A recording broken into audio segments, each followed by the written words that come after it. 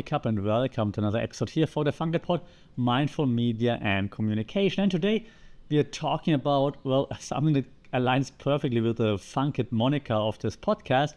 We're talking about how to not give a funk. And I understand I'm not the first one to talk about this. There are books about the art of not giving an F. And I figured there are so many people interested in that. There must be a reason. So let's look into the communication and media theories that apply in regards to why should we not give an F, or why do we actually give an F. Here we go. So as an intro, let me quickly explain why we actually care so much. Like, why do we stress over things that really do not matter to us? And this could be things such as stuff you see online, for example, Instagram, YouTube, wherever you're spending your time, on Twitch, whatever. Why do you care so much about those things? Why do you care so much about what your classmates do, what your colleagues do, what your parents do? Why do we care so much about what they think of us, what they see of us? Why do we care what other people think of us? Why do we care so much about stuff that is not in our control? So that's something I would want to kind of discuss, figure out in the next 10, 12, 15 minutes max. And the thing is, on a personal level, that happens to me a lot too, and that frustrates me because, a communications professor, right, should know like how communication works, how the mind works, all those things. Yet I catch myself stressing about what do my colleagues think about me too? What do my friends, what do people I do sports with, what do random people in a train think when I enter? Like, I hope I don't look silly now.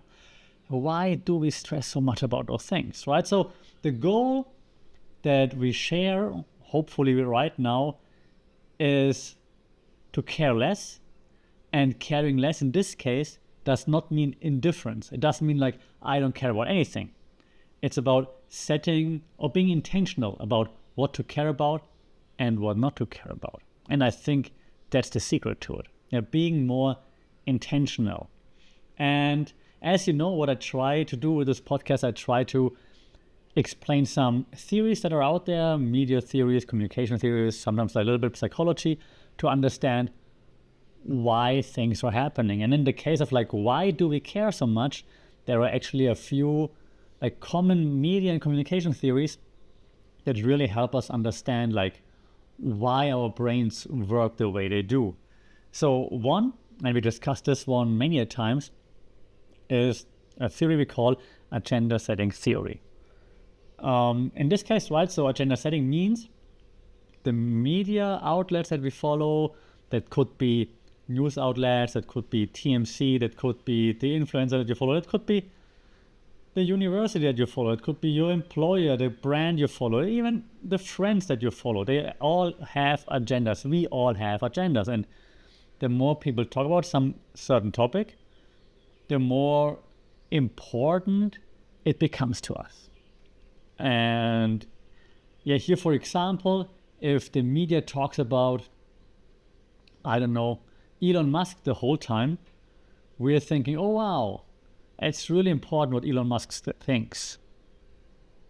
And now I'm not even American, so I just picked this example to make a point. Like, to me, it's not an American, not living in America. Does it really matter what Elon Musk says and thinks? It is kind of like global news, but besides that, like, why would I care that much about it, right? So that's just one example. So agenda setting means media frames, or that's another theory, but the media decides what's important by covering it all the time. And then we, as the audience, we follow it. We're like, okay, that must really matter. And this is not only with the news, this is everything, right? It's like also seeing social media, for example, influencers talking about certain things. They're like, oh yeah, if all the influencers talk about it, I guess it must really be something important. And now I'm going to show my age, but if Mr. Beast and Logan Paul and whatnot, if they talk about certain things, you're like, oh yeah, okay, so I does it too. oh yeah, maybe I should really follow that and think about that. That's the agenda setting theory. Okay, so your agenda is to put importance onto a thing, onto a topic, onto behavior that you would want to be amplified by the broader audience. Okay, so that's agenda setting theory. That's one thing. So, and it's so hard to escape it, because if everybody's talking about it, like, am I the weird one for not talking about it? If I withdraw myself from that, will I be left out? Should I jump in on the next trend that everyone's talking about? Well, if I don't do it, I guess I have to watch Squid Games 2 now, just so I can talk with everybody about it, as an example. Okay? Secondly, the framing theory. I already spoiled it a little bit. We already talked about it many times on this podcast too. Search on Spotify, wherever you listen, about framing theory in this podcast. You will see many episodes. And framing theory simply means, it's similar to agenda setting, but it means like how things are presented to us. Okay? So it doesn't tell us, hey, you have to think that, but it's more like, hey, look, I put what's happening into a certain frame to show you the direction you should be thinking in.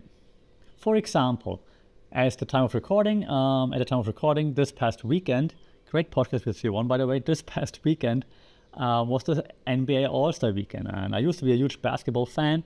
And so now they changed the format because the players don't play hard anymore during the All-Star game and so on. So now you put a frame on it, like, hey, the new format was awesome. Or you put a frame onto like, this new format was terrible. Yeah, same event, different frames.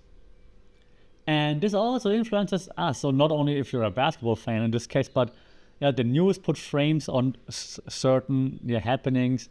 Trump president, amazing, versus Trump president, terrible, right? Different frames, same news, for example. And again, it's not only in the news. It's in entertainment. It's the movies you're watching. What do they talk about? It's the influencers we follow. What do they talk about? How do they talk about stuff? Is Mr. Beast awesome, for example? Or is he like a scammer, for example, allegedly, right? So different frames onto like the same source, so to speak, onto the same event that's happening. Okay, so it's framing. So if there are lots of frames about certain topics out there, we start to care about it. We're like, oh yeah, right. Maybe I should know more about the Google in America renaming the Gulf of Mexico to the Gulf of America, for example, things like that. Even though I'm not there and it doesn't affect me at all. Yeah. So we have agenda setting theory and we have framing theory so far. The third one that I would want you to understand is one that's called social comparison theory. Okay. In social comparison theory, I think it's self-explanatory. So if you actually listen to this podcast, you probably understand it already. We know that social media sets the complete wrong, false benchmarks when it comes to how your life should look like, how our life should look like, right? So we have to ask ourselves, are we actually chasing our own goals or are we chasing someone else's goals? Because we are so influenced by what we see.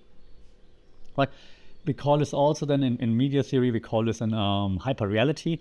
So meaning that we're in an area of postmodernism where not everything is real that you see anymore. Hyperreality basically just means that what you see, we don't know if it's real or not real. But as soon as you take it for real, if you believe it, it becomes real to us. So it doesn't matter if it's real or fake. If it's orchestrated, scripted, doesn't matter. If we think it's real in our mind and it will influence us. Okay, so that's hyperreality like in a nutshell. And yeah, thanks to social media, but of course also other media outlets, but social media just amplifies all that, of course. Yeah, we see like those ideal lifestyles everywhere, right? Like how it's supposed to be, people on yachts and having great parties and big cars and whatnot. And you're like, oh yeah, I'm 25, I'm 20, 30, I'm 40, whatever. That's how my life should be. Should it though? Should your life be like the life of others, the fake lives of others? Should that be your life? Why do we chase that? Why do we care about, and we know it's fake what we see on social media. When's the last time you posted a picture that wasn't edited, at least a little bit? Or at least the caption, at least you thought about the caption for like 5 minutes. You didn't just post what you thought. You just, let me get the right caption. Everything is curated. We know that. Why do we still care? Social comparison theory. We compare ourselves to others that we see in a similar space, be it at work, be it on social media, wherever it might be, in the gym. We always compare ourselves because it's what people do. You want to see like, how am I doing? How am I feeling? What are others doing? But why? I mean, the social comparison theory explains the why. Or why is the rhetorical question, why are we doing that? Okay? So that's social comparison theory. Do you really do what you're doing because of you want to do it?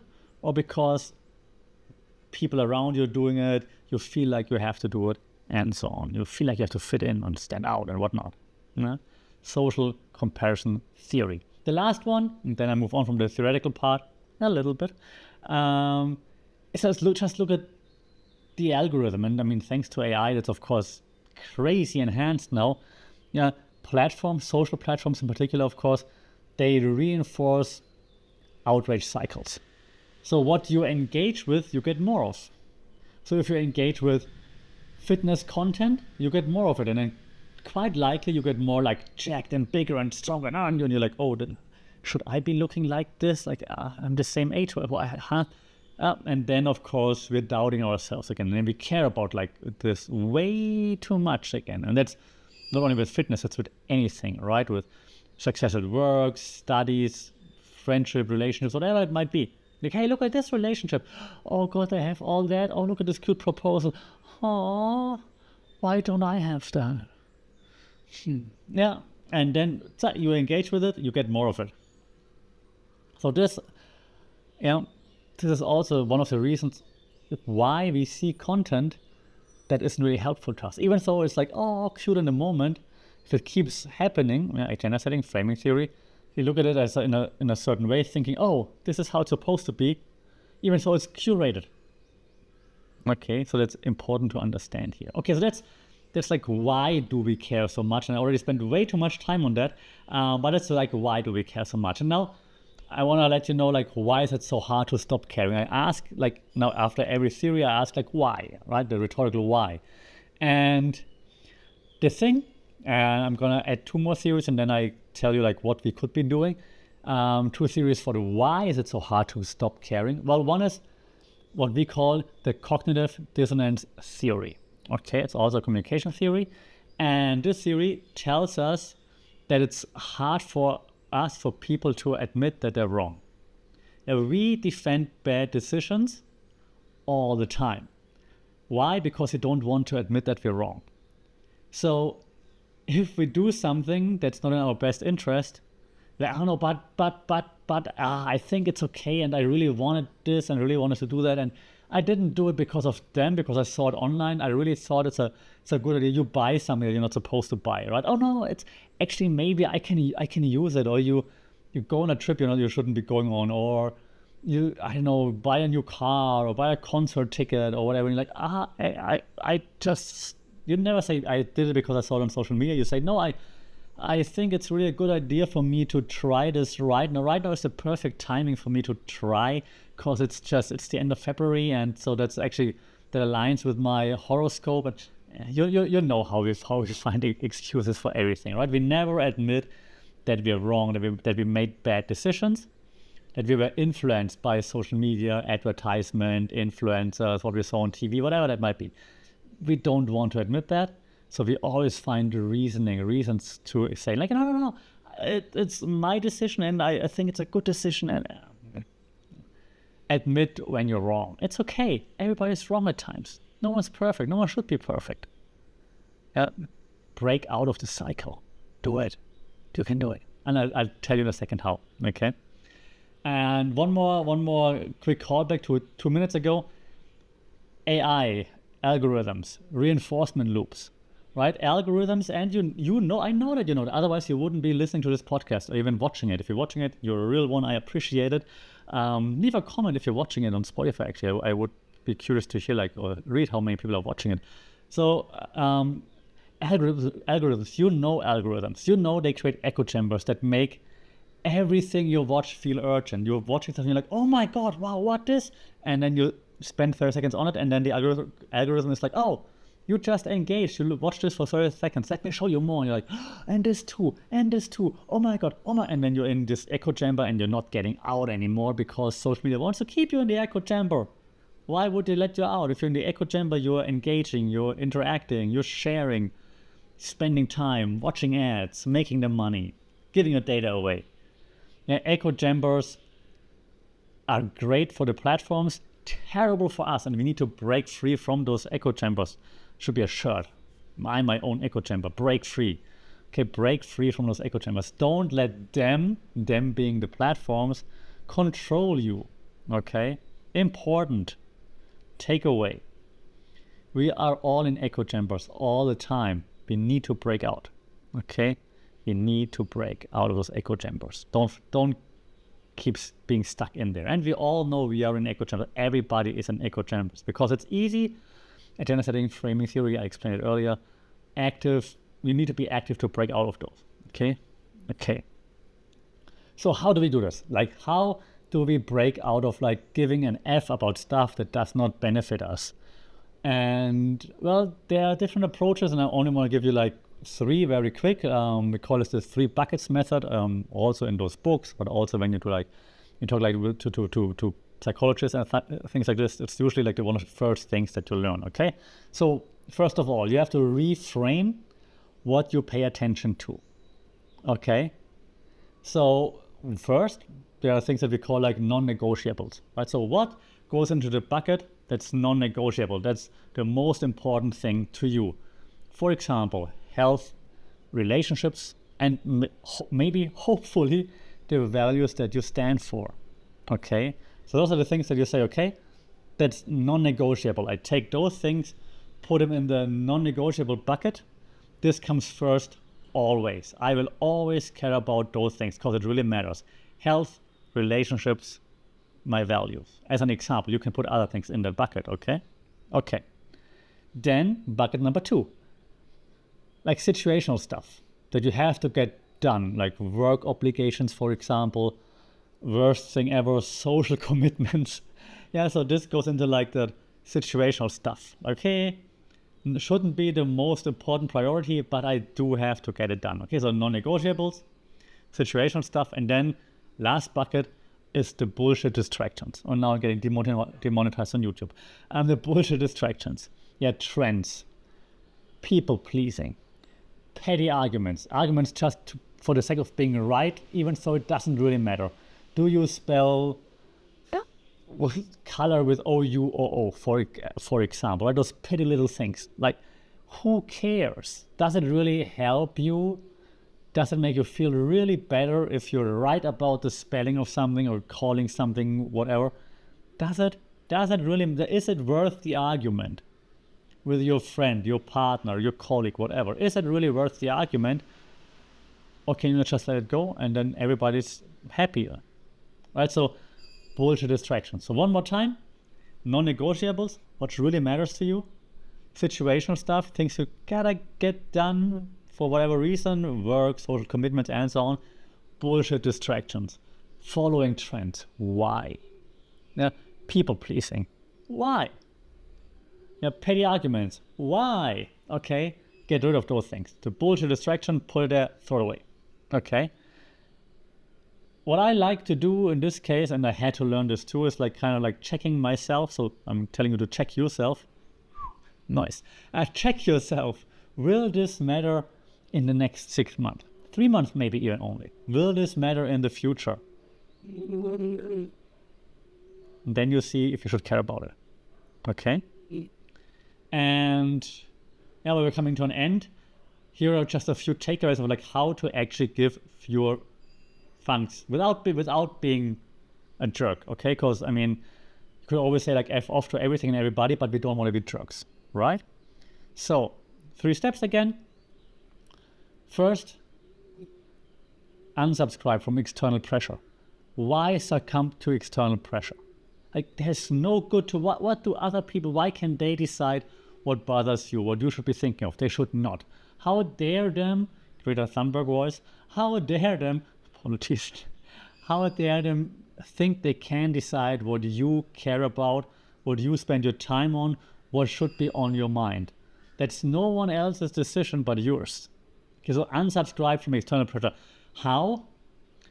Mute, block, unfollow.